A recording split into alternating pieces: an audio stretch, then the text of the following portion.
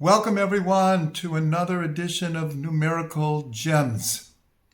In the book of Isaiah, he has many prophecies, references to the future redemption and a Redeemer, Mashiach. And in one of the verses, he explains the quality, the soul quality of this Redeemer. And he says, the one who has compassion on them, he will lead them. In other words, that of all of the soul qualities of Mashiach, in this particular verse, Isaiah is pointing out the great compassion that will infuse his whole being and is so part and parcel of his ability to bring redemption to the world. In Hebrew, the words for and he who will have compassion on them is ki merachamam, from the word rachem, which is mercy, is compassion, rachamim. And so the numerical value of ki merachamam, he who will have compassion on them, he will lead them, equals Mashiach, 358. So this is not just a casual connection. Isaiah is hinting to that this is the very essence of the Mashiach, is his compassion.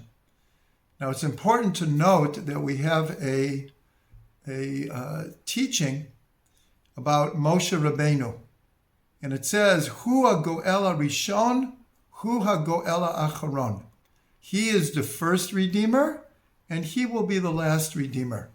Meaning that, along with David HaMelech, Moshe Rabbeinu will be part, both of their souls will be part of the soul of Mashiach.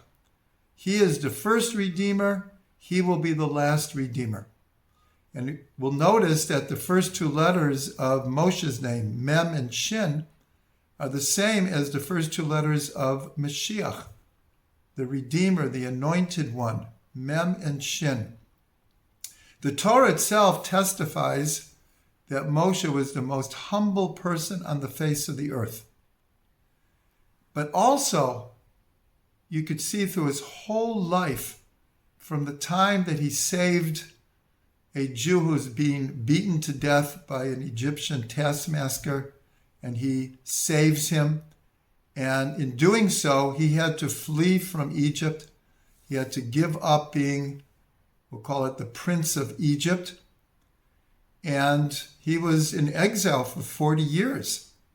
And then he saved Zipporah and her sisters at the well, who were being bullied by the other shepherds. Time after time, when Israel sins, it's Moshe who defends them, even though many times the people were ready to stone him, or rebelled against him, wanted to go back to Egypt. Moshe was the great defender of Israel. And what was fueling that? His basic compassion, his rachamim. He had rachamim on others. And so he is the first Redeemer. He will be the last Redeemer. As Isaiah says, he who has compassion on them, he will lead them. So may we see and experience the Redeemer coming soon and in our days.